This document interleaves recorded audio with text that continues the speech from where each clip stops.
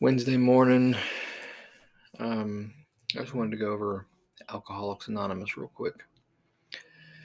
So, as you can see, if you just type in aa.org or Alcoholics Anonymous, it'll bring you here. Type in your zip code, take you to meetings, and all type of stuff. Actually, you know what? Here, I don't live there anymore. Oops. Here we go.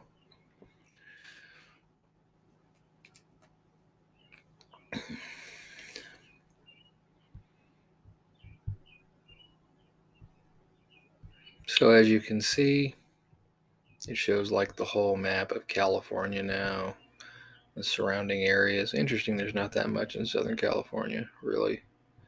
It's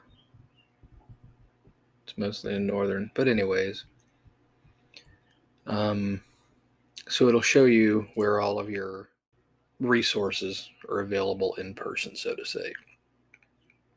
Right? They have electronic meetings via Zoom and stuff like that now too, just like everybody else.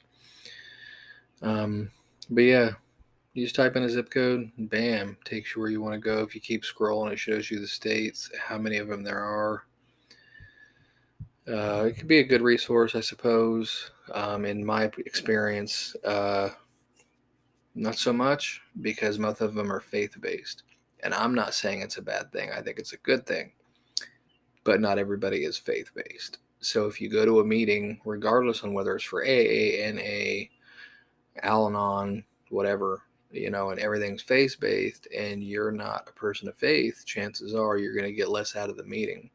And you're not going to be as receptive to the information as those who are believers or faith-based. So I think that's a problem. Every single Alcoholic Anonymous meeting I went to with an alcoholic turned them off, just because of how much talking about surrendering to God you have to do. Again, I agree with that preset. Just as a life in general type of thing, surrendering to God, not a bad thing. But again, if this person's not coming from a position of faith-based thinking, it doesn't do him any favor. You'd have to get that person converted to faith-based preset first before it would work on them, in my opinion. And it does have a bunch of options if you scroll down, take a self-assessment. Now, the problem with that is after spending over a decade in the military, you can learn which questions to answer in the proper way to illustrate you don't have a problem, right? So if it's not something you're going to be honest with, it's not something that's going to help you out anyways. Then over here you can learn about the 12 steps, learn about AA, what is AA, the big book, 12 steps and traditions, ask questions, recommended resources, hear people's shares, just gives you a little snippet of a bunch of people's personal shares, probably their successful recovery stories and etc. Living sober, this is AA newcomer resources, daily reflections, and again, so that particular blurb isn't from a Bible, thank goodness, but the very opening word is about God. So if somebody's religious or somebody's not religious and they're not open to, receiving things about religion as much, it's going to turn them off. And if it tells you what to expect if you're getting ready for your first meeting, find a AA near you, learn more about meetings, subscribe for our newsletter. More of the same.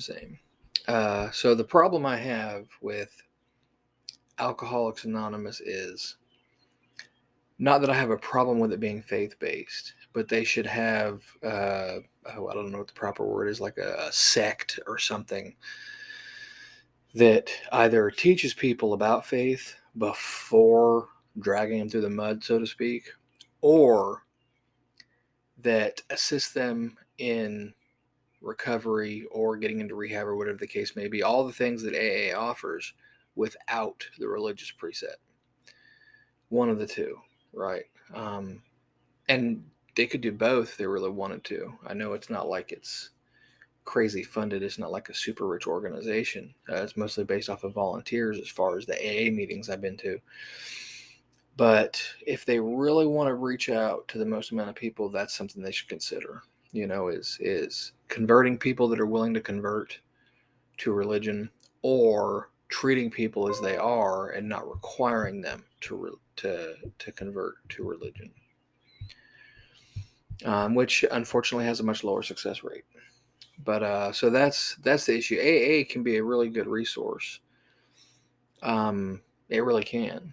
It helped my partner a few times, but once they started dragging her through the mud of religion and why you're failing, then it just became a battle against her and God. Oh, why would God let me do this anyways? If he wants me to be happy and safe and free and not an alcoholic, why would he let me become an alcoholic? And then it becomes an argument back to religion, right?